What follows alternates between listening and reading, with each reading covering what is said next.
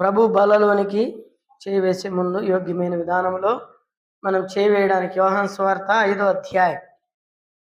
యోహాను సువార్త 5వ అధ్యాయము 35వ వచనం మనం అందరం కలిసి చదువుకుందాం.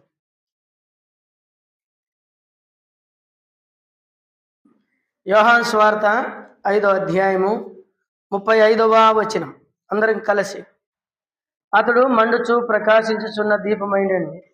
మీరు అతని వెలుగులో నుండి కొంతకాలం ఆనందించుటకు ఇష్టపడితిరి. మరలా భాగాన్ని చదువుకుందాము. అతడు మండుచు ప్రకాశించుచున్న దీపమైండెను. మీరు అతని వెలుగులో నుండి కొంతకాలం ఆనందించుటకు ఇష్టపడితిరి. ప్రభు సాయం కొరకు చిన్న ప్రార్థన చేస్తాం. సర్వశక్తిమంతుడైన దేవానికి వందనాలు. అప్పుడు అయ్యగుడు అయిన నన్ను శిలువ సాట మరుగు చేసి నీ ప్రజల కొరకు పంచిపెట్టి నీ కృప దయచేయమని యేసు నామమున వేడుకున్నాం తండ్రి, ఆమేన్. ఈ భాగంలో మనం చదివినటువంటి భాగంలో ఒక గొప్ప భక్తుడు, ఆయన పేరు ఏం పేరు చెప్పండి? యోహాను. ఆయన పేరు ఏం పేరు? యోహాను. చాలా గొప్ప భక్తుడు ఆయన. అయితే ఈ భక్తుడు ఆయన జీవించిన కాలంలో ఒక దీపం వలె మండినాడంట. ఎట్లా మండినాడు చెప్పండి? మండినాడు. మండినాడు అంటే మనం ఎట్లా మండుతాం? భార్యల మీద మండుతాం, భర్తల మీద మండుతాం కదా మనం మండేది. మనం మండాల్సింది ఎక్కడంటే ఆత్మీయంగా మండాలి. దేవుని వాక్యం కూడా అదే చెప్తుంది. ఎప్పుడైతే నువ్వు రక్షింపబడ్డావో ఆనాటి నుండి కూడా ఎన్ని పరిస్థితులు వచ్చినా దాన్ని నువ్వు అనుకూలపరచుకోవాలంట. చాలాసార్లు మన ఆనందాన్ని దొంగిలించేదానికి శత్రువు, మన సంతోషాన్ని పాడు చేయడానికి శత్రువు రకరకాలుగా మన మీద ప్రయోగిస్తాడు. అది మనుషుల ద్వారా కావచ్చు, పశువుల ద్వారా కావచ్చు, శ్రమల ద్వారా కావచ్చు, తర్వాత అనేకమైనటువంటి పరిస్థితులు ద్వారా మన ఆనందాన్ని దొంగిలించేదానికి సాతానుడు అనేక రకాలుగా మన మీద ప్రయత్నం చేస్తాడు. అయితే దేవుని బిడ్డలు ఎప్పుడు కూడా గుర్తుపెట్టుకోవాల్సిన గొప్ప సంగతి వింటున్నారా? టైటస్, మనము రక్షింపబడ్డాం. టైటస్, మనం రక్షింపబడ్డాం. రక్షించబడిన నాటి నుండి మనం ఎప్పుడు కూడా మండుతూ ఉండాలి. 6వ అధ్యాయం లేవికాండంలో 12వ వచనంలో మాట రాయబడింది. బలిపీఠం మీద నిత్యము అగ్ని మండుచుండవలెను, అది ఆరిపోకూడదంట. మనం చాలాసార్లు దేవుడు అదల్లా లెక్క చేయడు, నువ్వు ఎందుకు ఆరిపోయినావు అని ప్రశ్నించినప్పుడు మనం లేదు ప్రభువా, నేనేమో బాగానే మండుతుంటిని, నన్ను ఆర్పేసినారు అని నువ్వు చెప్పితే దేవుడు వినడు. అది దేవునికి అవసరం లేదు. అది దేవునికి అవసరం లేదు. నీలో నూనె ఉంటే మండుతుంది. పరిశుద్ధాత్మ అనేటువంటి నూనె ఉంటే ఏమవుతాము? మండుతాం.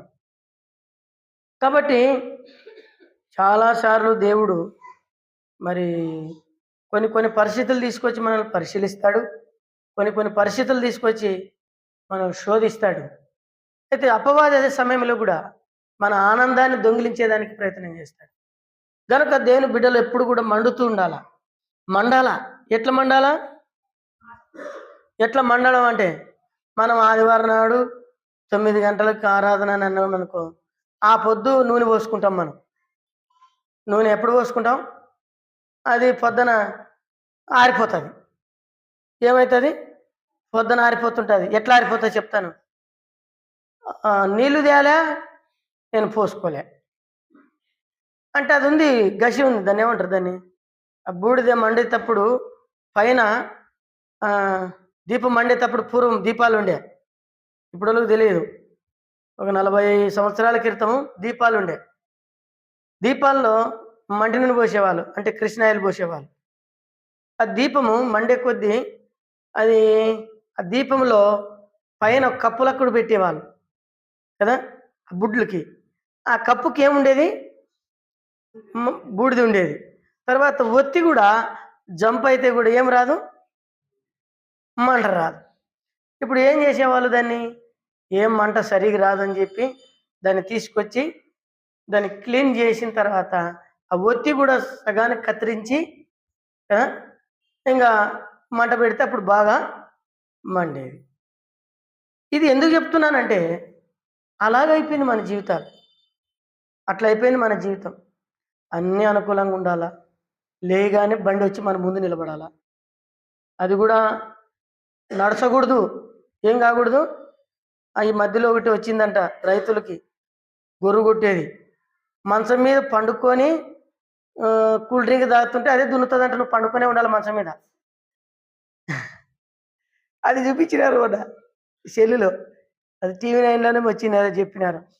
రాబోయే దినాల్లో రకరకాలమైన యంత్రాలు కనిపెట్టినారు. ఆ యంత్రంలో ఈ వ్యక్తి ఏం చేస్తున్నాడంట, బెడ్ పరుపు వేసుకున్నాడు మిషన్ మీద, బెడ్ పరుపు మీద వేసుకొని మంచిగా వెనక గొడుగు పెట్టుకున్నాడు, కూల్ డ్రింక్ తాక్కుంటూ అద్దాలు పెట్టుకున్నాడు నాలక్కడ. అంటే నేను గుడ్డోని కాబట్టి పెట్టుకున్నాను, ఆయన స్టైల్గా పెట్టుకున్నాడు. అంతా అదే దున్నుతుంది అనమాట. ఇంకా ఏం లేదు, బటన్ వస్తాడు, అదే తిరుగుతుంటుంది. ఇంతవరకు పోవాలా, ఇంతవరకు అదే తిరగాల, అది కరెక్ట్గా. అట్లయిపోయింది మన ఆత్మీయ జీవితం. ఎట్లయిపోయిందంటే ఏది శ్రమ పడకూడదు, ఏది కష్టపడకూడదు, సునాయాసంగా ఎలగాలనుకుంటాం మనం. ఎలగాలంటే దానికి క్రయధనం ఉండాలా. క్రయధనం, డబ్బు ఇచ్చి క్రయధనం ఎట్లా చెల్లిస్తారో, పొద్దున్న లేయాలా, సిద్ధపడాలా, మనం ఎప్పుడూ మండుతూనే ఉండాలా, దేవుని విషయాల్లో మండాలా. ఊకునే మండుతుంటాం ఇంటి పక్కల మీద. వ్యక్తిగత కథ కదా. ఇంకా వంటలు చేసినప్పుడు ఆడవాళ్ళ మీద దుంకులాడతాం. ఇది మనం మండుతున్నాం, కానీ ఆత్మీయంగా నువ్వు ఎంత మండుతున్నావు, నీది బలిపీఠం ఏమైపోయింది, ఆరిపోయింది, చూసుకో. యోహాను మండుచున్న దీపమైండున యేసుప్రభు సాక్ష్యం ఇచ్చాడు. నీ గురించి దేవుడు సాక్ష్యం ఇవ్వాలనుకుంటే, లేదు యోహాను మండాలనుకున్నాడు, వాళ్ళ అమ్మ సరిగా ఉండక ఈ పిల్లోన్ని ఆర్పేసిందని చెప్పినాడా? వాళ్ళమ్మ ఏం చేసింది? వాళ్ళమ్మ టయానికి నిల్లు కాబెట్టక, టయానికి కొడుకుని విచారించుకోకుండా ఉన్నందుకు వీడు ఆరిపోయినాడు అని చెప్పినాడు ఆయన? అదంతా ఏమన్నాడు ఆయన? అతడు మండుచున్నాడు అంతే. ఏం చేసినాడు ఆయన? ఎక్కడున్నాడు? పోయి అరణ్యంలో ఉన్నాడు. ఎక్కడున్నాడు? అరణ్యంలో ఉన్నాడు. ఆయన మండడమే కాదు, ఆయనలో యేసుప్రభు కనపన్నాడు. వాళ్ళకి ఏం కనపన్నాడు చెప్పండి? మొట్టమొదటిగా అతనిలో దేవుని పోలిక కనపడుతుంది. అట్లా మండాడు ఆయన. చూడండి ఒక మాట, యోహాను సువార్త 1వ అధ్యాయము 19వ వచనం. యోహాను సువార్త 1:19.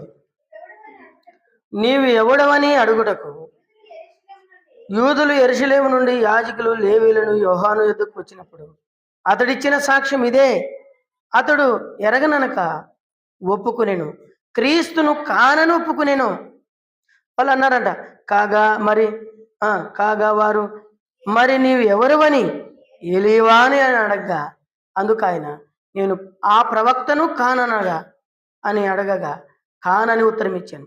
కాబట్టి వారు నీవెవరవు, మమ్మల్ని పంపిన వానికి మేము ఉత్తరం ఇవ్వవలెను గనుక నిన్ను గూర్చి నీవేమి చెప్పుకుంటున్నావని అతను అడిగి, అందుకు అతడు ప్రవక్త యెషయా చెప్పినట్లు నేను ప్రభు త్రోవను సరళం చేయుటకు అరణ్యములో ఎలుగెత్తి చెప్పు ఒక శబ్దము అని చెప్పాను. నువ్వు క్రీస్తు కదా, క్రీస్తు అయితే చెప్పు. లేవీయులు కదా, ఎవరెవరు వచ్చినారు అక్కడికి? అక్కడ రాయబడిన మాటలు అవే. ఎవరెవరు వచ్చినారంట? లేవీయులు, యాజకులు పంపించినారు కొంతమందిని. ఇంతకు ఆయన అరణ్యములో యొర్దాను నదిలో బాప్తిస్మం ఇస్తున్నాడు, ఇంతకు ఆయన యేసుప్రభు ఏమో వినపోండి. ఆయన అట్లనే కనపడుతున్నాడు, అంత ధైర్యంగా మాట్లాడుతున్నాడు, అంత మంటతో మాట్లాడుతున్నాడు, పోయి అడిగిపోండి అని అంటే వాళ్ళు వచ్చి అడిగినారు, నువ్వెవరు బాప్తిస్మం ఇస్తున్నావు, నువ్వు మెస్సయ్యవా అంటే ఆయన ఏమన్నాడు? నాకు మెస్సయ్య స్థానం ఇచ్చినారని మురిసిపోవాలి ఇప్పుడు ఆయన కదా. నా స్థానము మెస్సయ్య స్థానం, యేసుప్రభు స్థానం. చాలాసార్లు స్థానాల కొరకు మందిరానికి వస్తుంటాం కదా. ఏముంటుంది, చాలామంది నాకు తెలిసిన వాళ్ళు నేను గమనించినాను పులిపీఠం కల్లే చూస్తుంటారు. ఏముంటుంది పులిపీఠంలోనూ? ఏముండదు. ఎంత ఉంటుంది తెలుసా? 6 అడుగుల 6 అంగుళాలు ఎత్తుంటుంది. పులిపీఠం మీద ఏం ఉండదు, అది ఏముండదు. ఆడివే పాట పాడితే, ఆడివే వాక్యం చెప్తే నా స్టారే వేరు అనుకుంటాం మనం. ఏం ఉండదు ఆడ. కానీ వాక్యంలో ఏం రాయబడిందంటే తీర్పు, దేవుని తీర్పు అంట పులిపీఠం మీద నుండే ప్రారంభమవుతుందంట. దేవుని ఇంటి నుండే తీర్పు. అందుకని అక్కడికి వచ్చి మనం సంపాదించుకునేది ఏముండదు, కానీ ఏం సంపాదించుకుంటామంటే దేవుని తీర్పు, దేవుని శిక్షకు గురవుతాం. ఈయన చూసినప్పుడు నేను క్రీస్తును కాదన్నాడు. నేను చూసినప్పుడు ఏం కాదన్నాడు, నేను క్రీస్తును కాదు. నువ్వు ఆ ప్రవక్తవా? ఎవరు ఆ ప్రవక్త? మోషే చెప్పినాడు కదా, నా వంటి ప్రవక్త. ఆ ప్రవక్త అయితే చెప్పు. మరి ఎవరు నువ్వు? ఏలియవా? కాదు. మరి ఎవరు నువ్వు చెప్పు అని అంటే, నేను క్రీస్తు యొక్క ప్రభు యొక్క మార్గమును సరళం చేయడానికి వచ్చిన ఒక శబ్దాన్ని, నేను దేవుని శబ్దాన్ని మాత్రమే, నాకేం అర్హత లేదు, యోగ్యత లేదు. వాళ్ళు అన్నారు, ఈయన క్రీస్తేనేమో. క్రీస్తులకు కనపడినాడు. ఇప్పుడు నీలో క్రీస్తు కనపడుతున్నాడా? మీ ఇంటి పక్కల అడిగితే చెప్తారు నువ్వు క్రీస్తువా ఎవరు అనేది. మనం ఎట్లాంటి వాళ్ళం అనేది మనకి ఇంటి పక్కలే చెప్పేది. చూడు నీ నీళ్ళు ఎటు వరకు వచ్చినాయి, ఒక్కరోజు 2 రోజులు పెట్టుకోపో, కేసు పెట్టుకుంటావా? ఏం భయపడతాం అనుకుంటువే? ఏం మాకుంటారు, మీకుంటారు. ఇట్లా మండుతుంటాం మనం కదా. ఏం మండుతామో మన భక్తి. ఇదే మన జీవితం. క్రీస్తు కనపడినాడా? ఒక ఆయనంట పైన ఇంటి మీద ఉన్నాడు, ఈయన కింది ఇంటి మీద. వచ్చేటప్పుడు పైన ఇంటి ఆయన పరాకి ఇంత తింటాడంట, పరాక ఆయన. వస్తా వీళ్ళింటి ముందు మూలకి పసక్కను ఉమ్మిస్తాడు. మనమైతే ఏమని చేస్తాం? ఉమ్మిచ్చినాడు. ఫస్ట్ రోజు ఏం చేసినాడు? తుడిచింటే చేతులల్లా వాసనే, చేతులల్లా వాసనే. రెండో రోజు వచ్చినాడు, ఆడు క్లీన్ ఉంది కదా, మళ్ళీ ఉమ్మిచ్చినాడు. అట్లా సుమారుగా 6 నెలలు ఉమ్మిచ్చినాడంట. ఈయన 6 నెలలు ఈయన పని ఏం పని? ఉదయం లేగానే తుడిచే పని. అప్పుడు ఒకరోజు ఆలోచన వచ్చిందంట, నేను రోజు ఇడుముస్తున్నాను, రోజు తుడుస్తున్నాడు, ఎందుకు మాలలే అనిపించింది. ఎవరికి? పైన ఉన్న ఆయనకి, పైన పోర్షన్లో ఉన్నట్టు ఆయనకి ఎందుకు ఉమ్మేయాలని ఆలోచన వచ్చింది అని ఆ రోజు ఉమ్మీకుండగా కింది వేయి ఉమ్మిచ్చినాడు. ఇప్పుడు ఆయన మరలా మగ్గు, నీళ్ళు, గుడ్డ తీసుకొని వచ్చినాడు. ఏం ఉమ్మిచ్చలేడే ఈరోజు, ఉమ్మిచ్చలేడే అంటే ఆడ పట్టుకొని నిలబడినాడు. మళ్ళీ ఉమ్మిస్తాడేమో వచ్చి తిరిగి వచ్చాను. అప్పుడు ఆయన అన్నాడంట, నేను 6 నెలల నుండి ఉమ్మిస్తున్నాను, ఇన్ని రోజుల నుండి ఉమ్మిస్తున్నాను, నా మీద నీకు కోపం రాలేదా అని అడిగినాడంట. నీతో కొట్లాడ పెట్టుకోవాలనే నేనేం చేస్తున్నాను? ఉమ్మిస్తున్నాను.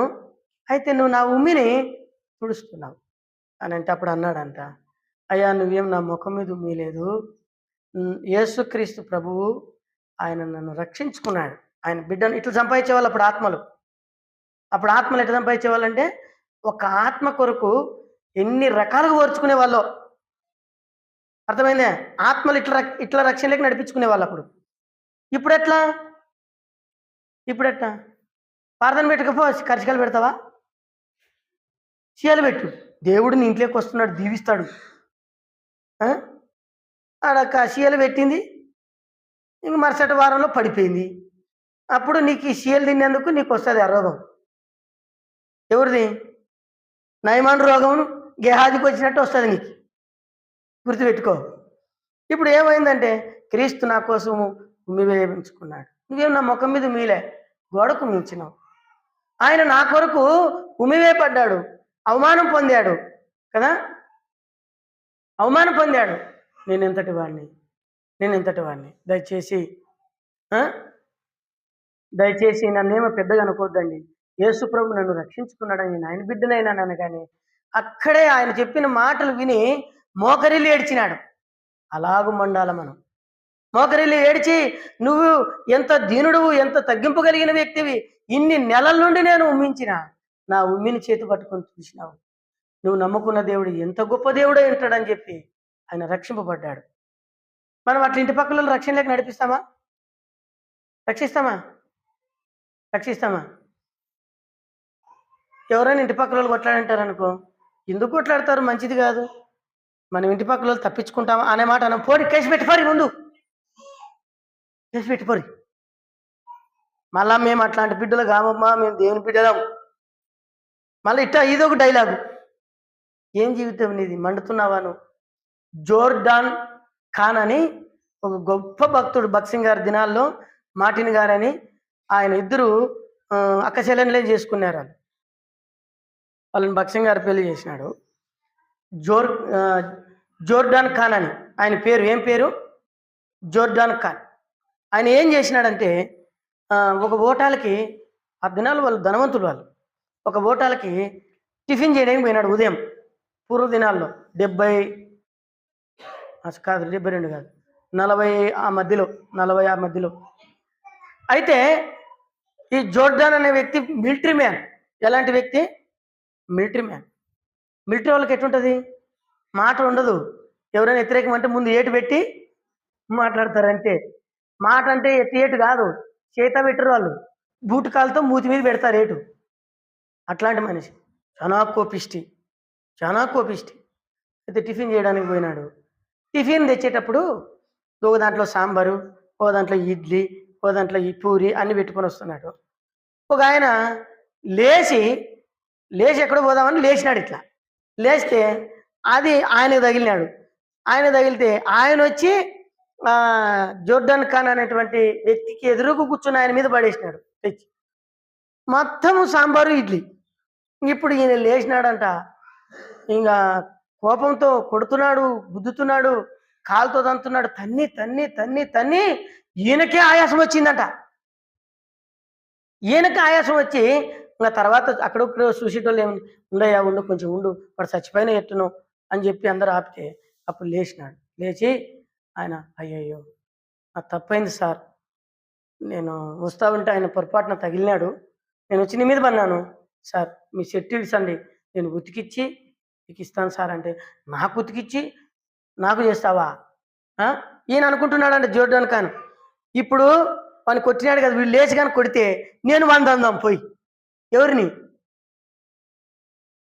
పన్నోని కాదు, కొట్టినోడిని. పాపం వందే తప్పు ఉంది, ఈయన దయ చెప్తున్నాడు అనమాట. అయితే అప్పుడు జోర్డాన్ ఖాన్ అట్లా అనుకుంటున్నాడంట. ఆయన లేచి అయ్యయ్యో తప్పైంది సార్, క్షమించు సార్, నేను నీ బట్టలు ఉతికిచ్చి వాష్ చేసి మరలా మీకు ఇస్తాను సార్, క్షమించు సార్ అని కాళ్ళు పట్టుకుంటున్నాడంట. అప్పుడు జోర్డాన్ ఖాన్ వచ్చి అన్నాడంట, అయ్యా నువ్వు ఏం తప్పు చేసినావు అని కాళ్ళు పట్టుకుంటున్నావు? వాడే నిన్ను కొట్టినాడు, నువ్వు కొట్టింటే, నువ్వు తిరిగ్గాను కొట్టింటే నేను వచ్చి వాడిని కొడదాం అనుకుంటే, వాడు అంతగా కొట్టి కొట్టి అలిసిపోయినాడు నిన్ను. ఇంకా నువ్వు వాడిని ప్రేమిస్తున్నావా? ఇంకా వాడిని క్షమిస్తున్నావా? వాడిని ఎందుకు నువ్వు అట్లా క్షమించినావా అని చెప్పి జోర్డాన్ ఖాన్ అడిగినాడంట. అప్పుడు ఆయన అన్నాడంట, అయ్యా నేను కొట్టాలా తన్నాలనే దానికి నాకు అధికారం దేవుడు ఇవ్వలేదయ్యా. నా కొరకు అన్యాయమైన తీర్పు పొందాడు, అరిచేతులతో కొట్టబడ్డాడు, కాళ్ళతో తన్నబడ్డాడు నా ప్రభువైన యేసుక్రీస్తు. నా బుద్ధిహీనత దీంట్లో ఉంది, నేను సరిగ్గా చూసుకొని రాలేదయ్యా. నా ప్రభు నా కొరకై బలియాగమైన దాంట్లో ఇది ఎంత అని చెప్పి ఆయన సువార్త చెప్పాడు. అప్పుడు ఏం జరిగింది తెలుసా? ఆ మాట విని జోర్డాన్ ఖాన్ అనే వ్యక్తి మారు మనసు పొందినాడు ఆ హోటల్లో. అట్లా మండినారు వాళ్ళు. ఇప్పుడు నువ్వేం మండుతున్నావు? తిని లేచి మన పనులు మనం చేసేకి ఇంట్లో పొద్దున్న నుండి కొట్లాట స్టార్ట్ అయితే రాత్రి కూడా. పెండ్లా మొగులు కొంతమంది మాట్లాడరు. మాట్లాడిన వాళ్ళు ఏం చేస్తారు తెలుసా? షీట్ రాసి పెడతాడు ఈ భక్తుడు, నేను డ్యూటీకి పోవాలా, త్వరగా టిఫిన్ చేసి టేబుల్ మీద పెట్టు. ఏం రాసినాడు? షీట్ రాసి ఆడ పెడతాడు. ఈ అమ్మ వచ్చి ఆ షీట్ తీసుకుంటుంది, చూసి చూసి ఉప్మా తొందరగా దొరకనందున కొంచెం ఒక 5 నిమిషాలు ఓపిక పట్టుకోండి అని రాసి ఆడ పెడుతుంది. ఆయన వచ్చి చూస్తాడు, ఇంకా చూసి ఒక 5 నిమిషాలు ఓపిక, నాకు త్వరగా తీసుకురావాల్సిందిగా అని చెప్తాడు, ఇంకో షీట్ రాస్తాడు. అట్లా టిఫిన్ చేసిన తర్వాత ఆయన పెట్టిన తర్వాత సాయంత్రం వచ్చేటప్పుడు కూరగాయలు తీసుకురండి అని రాసిస్తుంది. మాట్లాడరు వీళ్ళు ఇద్దరు, ఎందుకంటే పొద్దున అరుచుకున్నారు. ఏమిటితో మాట్లాడతారు? షీటుతో.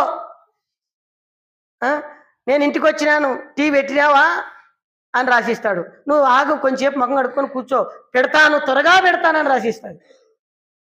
ఏమో డైరెక్ట్ మాట్లాడితే అయిపోయి కదా. ఇట్లాంటి వాళ్ళు కూడా ఉంటారు. కాబట్టి ఆత్మలు రక్షించాలంటే ఒట్టిటిగా ఆత్మలు దేవుని దగ్గరికి రావు. ఒక మందిరానికి వచ్చిపోతే నేను కూడా రక్షించబడ్డాను అయిపోయిందంటే ధర్మశాస్త్రం అవుతుంది. నువ్వు ధర్మశాస్త్రం కింద ఉంటే కృప కిందకి రాకపోతే పరలోకం లేదు, మళ్ళీ అది కూడా గుర్తుపెట్టుకో. నా మటు నేను బాగుండానబ్బా, ఎవరితో నాకేమి అంటే నువ్వు ధర్మశాస్త్రం కింద ఉన్నావు, కృప కిందకి రాలే నువ్వు ఇంకా. నిన్ను దేవుడు రక్షించినాడు, నేను నీ కొరకు రక్షించినాను, నేను నీ కొరకు ప్రయాసపడ్డాను, ఒక ఆత్మ కొరకు ప్రయాసపడ్డాను. నువ్వు నా కోసం ఏం చేసినావని దేవుడు ప్రశ్నిస్తాడు ఒక దినాన్ని. నువ్వేం చేసినావు నా కోసం? ఆయన చూసినప్పుడు ఎవరు కనపడినారు? యేసు ప్రభు కనపడినాడు, ఆయన పోలి కనపడినాడు. అందుకనే యేసు ప్రభుని చూసినప్పుడు కూడా యోహాను కనపడినాడంట. మనల్ని చూసినప్పుడు యేసు ప్రభు కనపడాలా, యేసు ప్రభుని చూసినప్పుడు మనం కనపడాలా. అది మన జీవితం. అందుకని ప్రభువును పోలి జీవించాలా మనం. చూడండి, అందుకని ఏ రోజు ఒక మాట అన్నాడు, చదవండి. మార్కు సువార్త 6వ అధ్యాయము 14వ వచనం. యోహాను అప్పటికి శిరచ్ఛేదం చేయబడ్డాడు. ఆయన గురించి ఏమనుకున్నాడంటే యేసు ప్రభు చెప్తుంటే, లేదు లేదు, యోహానే యేసు ప్రభులకు కూడా వచ్చినాడు, క్రీస్తు కనపడినాడు ఆయనకి. చదవండి ఆ మాటలు.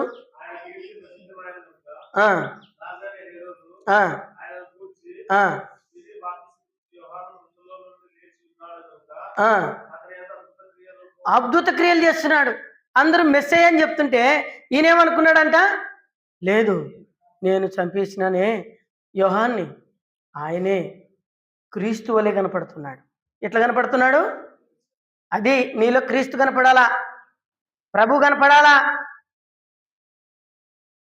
నీలో ప్రభు కనపడుతున్నాడా? ఆవేశం కట్టలు దించుకుంటుంది. ఆవేశపడడం పెద్ద సంగతి ఏం కాదు. ఎవరైనా స్కూల్లో మన పిల్లలను కొట్టింటారు అనుకో, మనం ఏం చేయాలి? పోయి వాళ్ళ మీద కేసు పెట్టాలి, పోయి మనం కొట్టాలి వాళ్ళ పిల్లల్ని. బోర్లు దొబ్బినాడు మా పిల్లోని, ఏందనుకుంటువి? ఏమంటే మేము దేవుని నమ్ముకున్నాం కాబట్టి ఊక్కున్నాం. అది నువ్వు కాదు చెప్పాల్సింది, వాళ్ళు చెప్పాలా. వాళ్ళు దేవుని నమ్ముకున్నందుకు ఊక్కుంటారా నాయన, నువ్వు ఊక్కుండా అని చెప్పాలి వాళ్ళు. అది మనమే చెప్పుకుంటాం. క్రీస్తు మనలో కనపడడంలే, నీ ద్వారా క్రీస్తు ప్రేమ కనపడడంలే. తొందరగా టిఫిన్ చేయకుంటే బాధే కదా, తొందరగా వండుకుంటే బాధే. కొంతమందికి నీళ్లు కాబెట్టింటారు, బకెట్లకు కూడా తోడుకొచ్చి బాత్రూంలో పెట్టి కాళ్ళ మీద పండేసి పోయాలి వాళ్ళకి. మళ్ళా ఏమన్నా పట్టుకుంటే వీళ్ళు బ్రదర్స్ కదా, మొగోళ్ళు కదా, మిసాలు ఉన్నోళ్ళు కాబట్టి మళ్ళీ ఏడన్నా చినుతనం అవుతుందేమో. అది కూడా కష్టమే, అట్లా చేయడం కూడా కష్టమే చాలా. ఇలాంటి కుటుంబాల వలన ఒకరికొకరు అర్థాలు చేసుకోక కుటుంబాల్లో అంతా అసమాధానమే ఉంటుంది. ఒకరికొకరు మనం ఓర్చుకోవడంలే, చేసుకోవడంలే. పని పోయింది అనుకో, లేట్ అయింది అనుకో, నీళ్ళు కాబెట్టు, కట్టెలు పెట్టి, ఏం తప్పేముంది? ఏమైనా కిరీటం పడిపోతుందా? ఏం తప్పేం కాదు, అది మన పనే కదా, అది మన ఇంట్లో పనే కదా. ఏమంత నాజూకంగా ఏమైనా పైన ఊడిపోయినామా మనం? క్రీస్తు కనపడాలా. క్రీస్తు ప్రాణం పెట్టినంత బద్దులమై ఉన్నామంట భార్య విషయంలో కూడా కదా. భార్య విషయంలో కొంతమంది ఆ దినాల్లో భార్యని ప్రేమిస్తే చిహ్నంగా ఒకటి కట్టించేవాళ్ళు. ఒక ఆయన ఎవరు తాజ్మహల్ కట్టినది ఎవరు? ఆయన భార్య ముంతాజ్ను ప్రేమించినాడు, దానికి గుర్తుగా ఏం చేసినాడు తెలుసా? తాజ్మహల్ కట్టినాడు. త్యాగం అవి, చిన్న చిన్న విషయాలు ఇవన్నీ. మనమంటే ప్రేమించేదంటే ఎట్లా తెలుసా? పెళ్ళి పోతుంటాం, ఈయన ముందు పోతుంటాడు, ఆమె దూరం వస్తుంటుంది. మన ప్రేమ ఇది. ఏమి వెనకిద్దరు కలిసిపోతే ఏమన్నా నష్టం వస్తుందా? ఏం రాదు.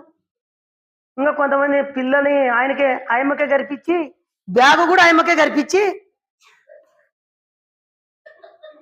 ఇట్లా పోతుంటారు. నేను చాలా విచిత్రంగా చూస్తాను ఊరిలో. నన్ను బ్యాగని పెట్టుకోవచ్చు కదా, ఆయమ్మ దగ్గర పిల్లోడు ఉన్నాడు కదా అంటే, అది సార్ గీడనే లేదు సార్ బస్ ఎక్కేది. ఎంత అధ్వానంగా అన్నామంటే, దేవుని బిడ్డలు కూడా అట్లనే ఉన్నారు. దేవుని నమ్ముకున్నాం, ఇంకా అవన్నీ మానాలా మనం. చాలా మందిని చూసినప్పుడు మన పౌరుషాలు అవన్నీ మనకు అడ్డు రాకూడదు. మన కుటుంబం వాళ్ళు ఇప్పుడేం బాగా చేయించుకుంటావు, ఒకవేళ పుడికి చచ్చిపోయాను నీ భార్య, అప్పుడు నీ పరిస్థితి ఏంది? ఎవరు నీకు నిలువ వచ్చేది? ఎవరు నీకు అన్నం పెట్టేది? ఓపారి స్నానం చేసేటప్పుడు మనమే పెట్టుకుని తిందాం, తప్పేముంది? ఏం నష్టం రాదు. చిన్న విషయాలు నేర్చుకోండి, తప్పేం కాదు. నేర్చుకోండి. క్రీస్తు కనపడుతున్నాడా? ఆయన సంఘం కొరకు ప్రాణం ఇచ్చినాడు. మనం మన భార్యల కొరకు ప్రాణం పెట్టే బద్దులమై ఉన్నామన్నాడు కదా. ప్రాణం పెట్టకుంటే మనలే సాటైన సహాయం అనుకుందాం. కొన్నిసార్లు మనకి ఇసుకొస్తుంది. మనకి ఇసుకొచ్చినప్పటికీ ఓర్చుకుందాం. అదే దేవుని ప్రేమ అంటే.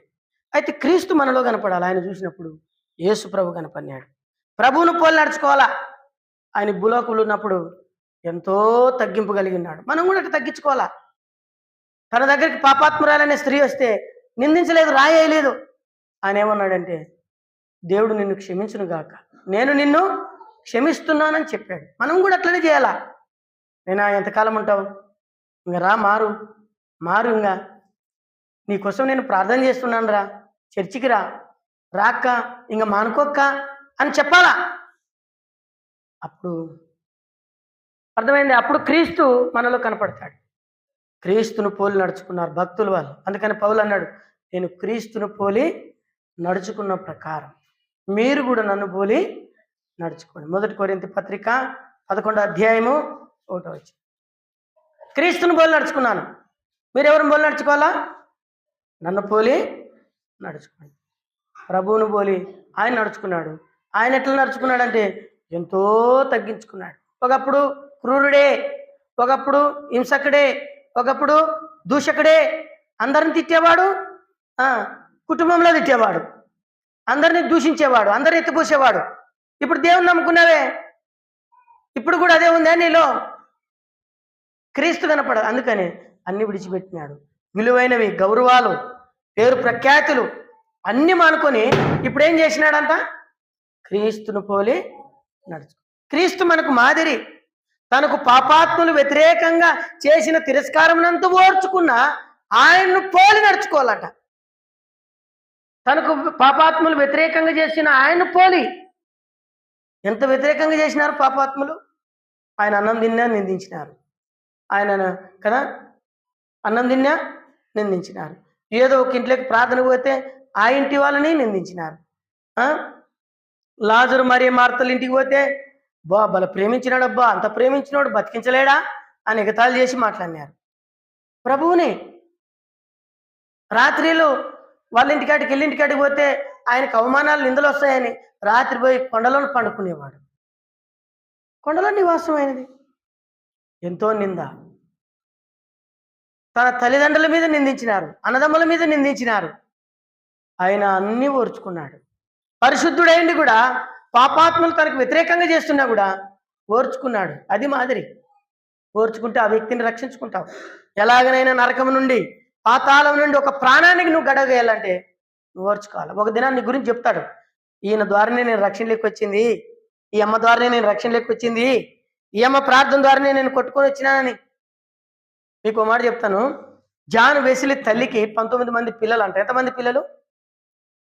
మనకి ఏ సమయానన్నా దొరకని, ఏ కష్టాలన్నా రాని పరిస్థితులన్నిటినీ మనము వాటిని మనకు చెరపట్టుకోవాలంట. మనకు అనుకూలపరచుకోవాలి. వాటిని క్రీస్తుకు అనుకూలపరచుకోమని రాయబడింది వాక్యంలో. క్రీస్తుకి ఏం చేసుకోవాలా? అనుకూలపరచుకోవాలా. జాన్ వెస్లీ వాళ్ళమ్మ ఎంతమంది అంటే బిడ్డలు, పిల్లలు 19 మంది పిల్లలు. 19 మంది పిల్లలు ఉంటే బైబిల్ స్టడీకి వస్తుందా? సంఘ ప్రార్థనకు వస్తారా? వాళ్ళని కడిగేది, వాళ్ళని మోసేది, వాళ్ళని చేసేదే ఉంటుంది. మనకు ఒక పురుగు 2 పురుగులకే కాళ్ళు కూడా కొంచెం ఏమన్నా పైకి లేపి పెడితే ఇరిగిపోతావేమని నిదానంగా. ఓ దినం వస్తుంది షుగరు, ఇట్లనే వస్తుంది. అది కూడా నువ్వు ఎట్లా నడిచినావో అట్లా వస్తుంది. కాళ్ళు చేతులు వాపులు వచ్చినాయి, పోయినావు ఆసుపత్రికి. అప్పుడు అంటాడు డాక్టర్, నీకు షుగర్ ఉంది. మరి ఏం తినాలా? చీయలు తినొద్దు, ఇంకేం తినొద్దు, అన్నం తినొద్దు, ఇంకేం తినొద్దు. లడ్డు అంటే ఇష్టపడుతుంటే బూందీ లడ్డు తినాకు. ఇంకా ఏం తినాలా? కొర్రబువ్వ, కాకరకాయ. చూడు జ్ఞానానికి అలవాటు బాగా.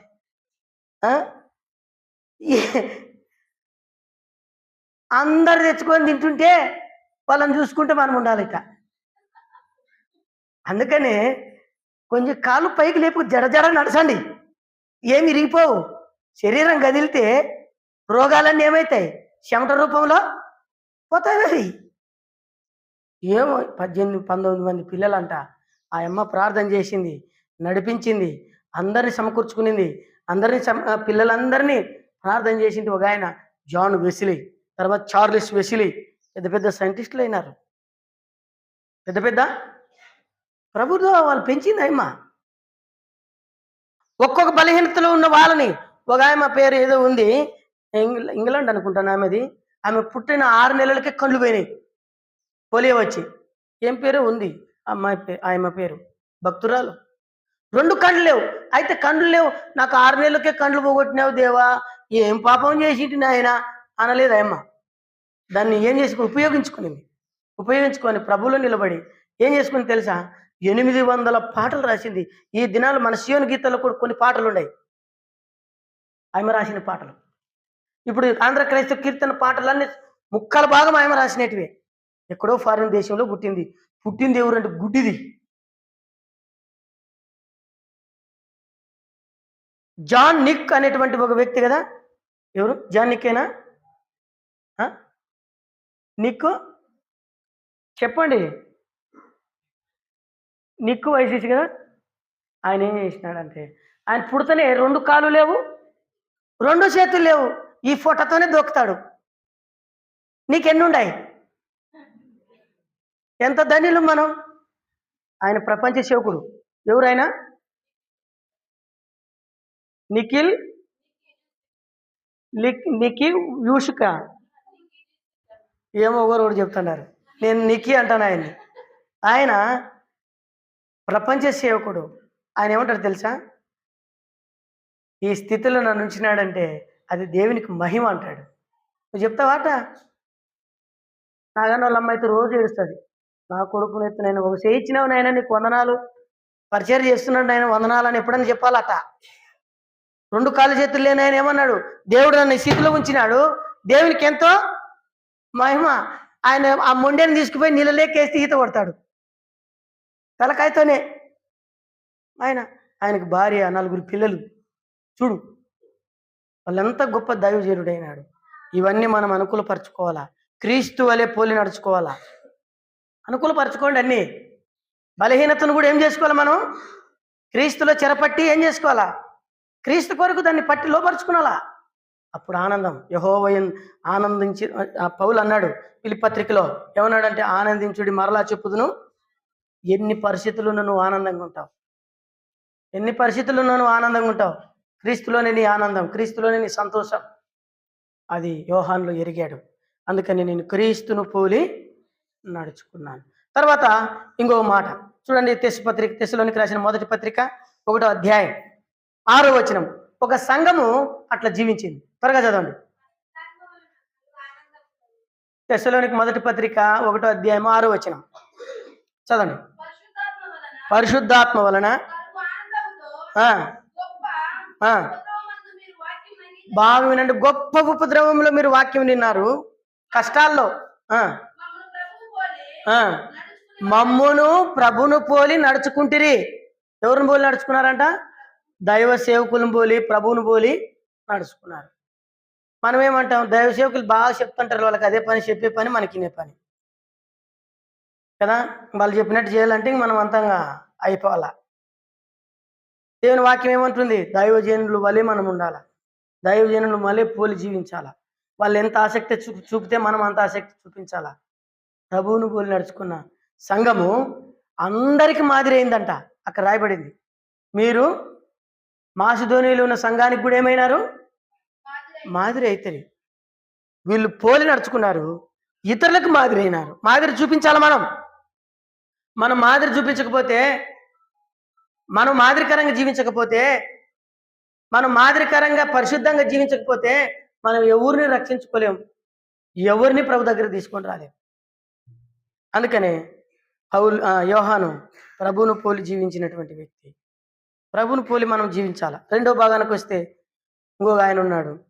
ఇక్కడ చూడండి, ఒక ఆయన ప్రభు కొరకు కరిగిపోయినాడు. ప్రభు కొరకు మనం కరిగిపోవాలి. కొన్నిసార్లు వ్యయం చేసుకోవాల్సి ఉంటుంది. దేవుని నమ్ముకోగానే వజ్రాలు దొరకాలంటే దొరకవు, అర్థమైందే. ప్రభు నమ్ముకోగానే నేను పోతంటేనే దొరకాల నాకు అంటే దొరకదు. దేవుడు నీ అవసరం తీరుస్తాడు అంతే, నీకు దొరికేది అవసరం లే. నీ అవసరము తీరుస్తాడు అంతే. నీకేం అవసరమో అప్పుడు తీసుకొస్తాడు అంతే. నువ్వు ఊకుండాలంతే, నీ పని అంతా అంతే చేసుకోవాలా. పరలోక రాజ్యం గురించి, నీతిని గురించి వెతకడి, అవి అవన్నీ అనుగ్రహింపడతాయి. అవే వస్తాయి మనకు, అవే వస్తాయి. మన అక్కర్లు తీరుస్తాడు, మనకు సహాయం చేస్తాడు. కరిగిపోవాల్సి ఉంటుంది కొన్నిసార్లు, బయట లోపల కుటుంబంలో వ్యక్తిగత జీవితంలో కరిగిపోవాలా. చూడండి, 2 కొరింథీ పత్రిక 12వ అధ్యాయము 15వ వచనం, పౌలు ఎలా కరిగిపోయినాడో చూడండి. 15వ వచనం, 2 కొరింథీ 12వ అధ్యాయం 15వ వచనం. కాబట్టి నాకు కలిగిన యావత్తు మీ ఆత్మల కొరకు వ్యయపరిచెదను. ఆ మాట గమనించండి. సంతోషంగా నాకు కలిగిందాన్ని వ్యయం చేస్తా. రెండవది, నన్ను నేను వ్యయపరచుకుంటా. నేను కూడా ఖర్చు కావాలా, నీవు ఖర్చు కావాలా. నీ డబ్బే కాదు ఖర్చు కావాల్సింది. కరిగిపోయిన దీపం ఇది. క్రీస్తు కొరకు ఏమైంది? పౌలు అనేటువంటి దీపము క్రీస్తు కొరకు ఏమైనాడంట? కరిగిపోయింది. మనం కరిగితే వెలుగుతాం. మనం కరిగితే ఏమవుతాం చెప్పండి? ప్రతి పరిస్థితిని నీకు అనుకూలపరచుకో. ఎప్పుడు ఆ పరిస్థితులను బట్టి నువ్వు దుఃఖిస్తే దేవుని శక్తిని తక్కువ చేసినట్టే. దేవుని శక్తిని ఎప్పుడు కూడా తక్కువ చేయకూడదు. నా శక్తి ఏమైనా తక్కువైందా అన్నాడు దేవుడు. మన పరిస్థితులను బట్టి చచ్చిపోయేది ఉంటే ఆడని చచ్చిపోతాం, ఎట్లయినా చచ్చిపోతాం. ఇప్పుడు పశువులు, గొర్రెలు చచ్చిపోతాయి, పిల్లలకు మేత పెట్టే చచ్చిపోతాయా? మన సంగ ఉండమ్మా, ఈరోజు రాత్రి చచ్చిపోతున్నాను నేను, ఈ గడ్డి తిను, వామేసి పెట్టినారు అంతా నోటితో తెచ్చి పెట్టుకొని కుప్ప పెట్టి తను చచ్చిపోతుందా? ఎవరు పెట్టదు. ఒక పశువు బతికిస్తున్నాడు కదా, నీ పిల్లలను బతికించువాడు ఆయనే. అందుకని నిన్ను అనాథులుగా విడవనని ఆయన వాగ్దానం చేసినాడు. పౌలు అన్నాడు, నాకు కలిగినది వ్యయం చేస్తాను, నీకు కలిగిన దాన్ని కూడా వ్యయం చేయాలి దేవుని కోసం. మనం ఎంత వ్యర్థమైన దానికి 1000 పెడుతుంటాం. పండగ వచ్చింది, నా కొడుక్కి 3000 డ్రెస్సు. నీ కొడుకు 3000ఏనా? నా కొడుక్కి 5000. నీ కొడుకు 5000? ఆ కొడుకుకి, ఆయన కొడుకుకి 5000 అంట. నా కొడుకుకి తక్కువ తెచ్చినావు, ఏమన్నా అంగా ఇది అంటది ఆయమ్మ. ఇప్పుడు పెట్టా బర్ణవాసు ఉరుకు కూరగాయలకి ఉరికి ఏం చేస్తాడు? 10,000 సంపాదిస్తే 5,000 మళ్ళీ 5,000 మిగిలే. ఇప్పుడు ఎట్లా? అంగి తేవాలంటే తేవాలా. ఉదాహరణకు అనుకోండి, అట్లుంటుంది పరిస్థితి. అప్పుడు ఏం జరిగింది? ఏం చేయాలా? ఆవిట పెడతాం కానీ మందిరానికి సున్నం కొట్టాలంటే, మందిరానికి సున్నం కొట్టాలనా? 100 రూపాయలు పట్టిందా సున్నానికి? ఎంత పట్టు? నువ్వేంది ఖర్చు చేస్తున్నావు? దేవుని కొరకు నువ్వేం చేసుకుంటున్నావు? ఆయన మన కొరకు తను వేయం చేసుకున్నాడు. మన చిన్న విషయంలో ఆయన అన్నాడు, పౌలు కూడా, నాకు కలిగింది వ్యయం చేస్తున్నాను, అంతేకాదు నేను కూడా ఖర్చు అయిపోతున్నాను. నేను కూడా నువ్వు ఖర్చు కావాలా, నీ దగ్గర ఉండేది కూడా ఖర్చు కావాలా దేవునికి. అప్పుడు చూడాలి ఆయన. పౌలు అదే అన్నాడు, మనం ఖర్చు కావాలా. నువ్వు డబ్బులు ఒకటి ఇచ్చి నువ్వు ఖర్చు కాకపోతే ఎట్లా? నువ్వు చేయకపోతే ఎట్లా? నీకంటే నీకే మేలుగా దైవజనుడు. చూడండి, అందుకనే ఏమన్నాడు? నేను కరిగిపోతాను. మొదటి ఎట్లా కరిగిపోయినాడో చూపిస్తా మీకు, ఎట్లా కరిగిపోయినాడు ప్రభు కోసం. 2 కొరింథీ పత్రిక 11వ అధ్యాయం 23వ వచనం చదవండి. ముగింపుకు వచ్చినందులేండి, ఏం భయపడకండి, తర్వాత పాశం తిందురు. చదవండి. 2 కొరింథీ పత్రిక 11వ అధ్యాయము 23వ వచనం. తరచుగా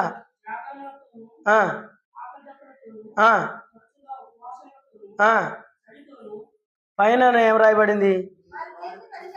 వారి క్రీస్తు పరిచారకులా? నేను ఎక్కువ పరిచారకుడిని, విశేషముగా ప్రయాసపడుతుంది. అనేక పర్యాయాలు చెరసాల్లో ఉంటుంది, దెబ్బలు తిన్నాడు.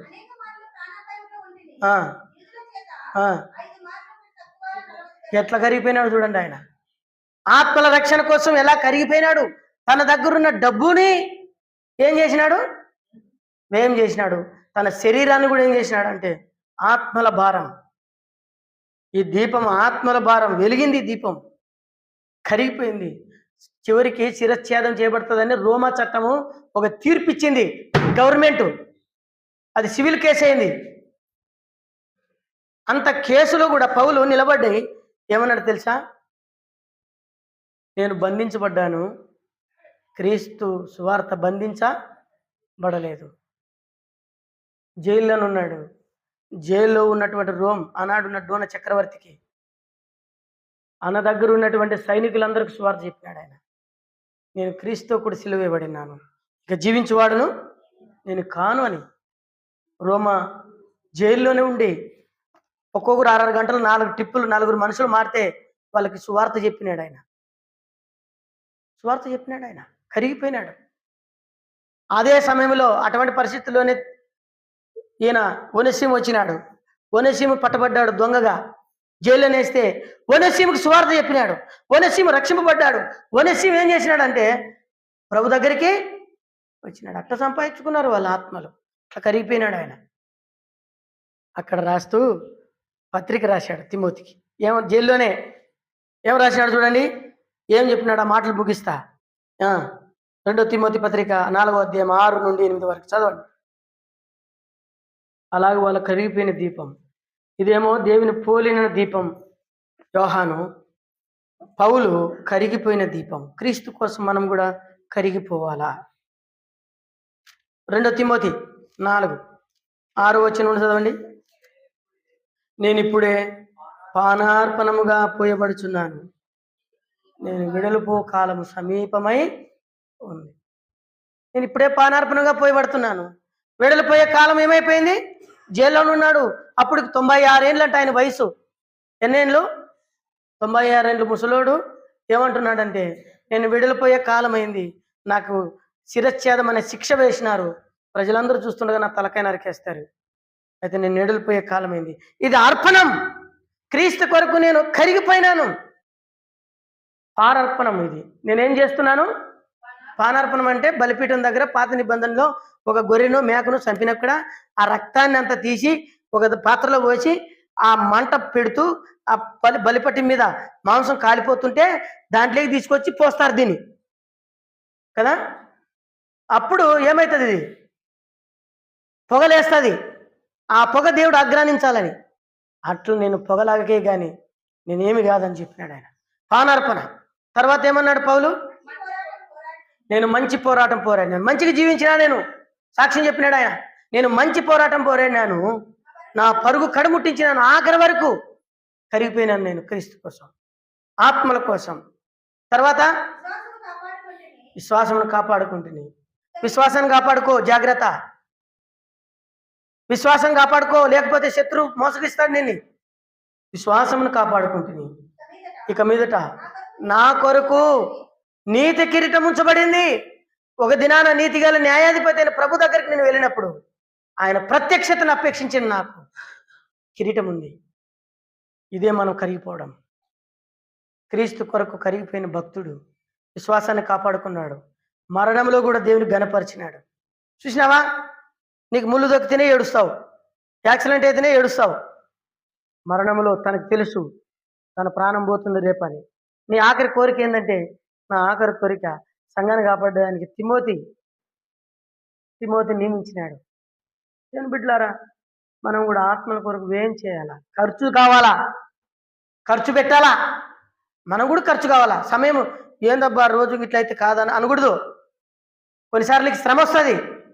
ఏందిరా నాకు ఈ బాధ అనుకోవద్దు. ఏమరా నేనేం కరం చేసినాను, విల్లెనక పడినాను, విల్లెమ్మడ పడుతున్నాను, అయినా నన్ను లెక్క చేయకుండా అట్లేమనొద్దు. ఒక దినాన ఆత్మ వస్తుంది. వేయబడు.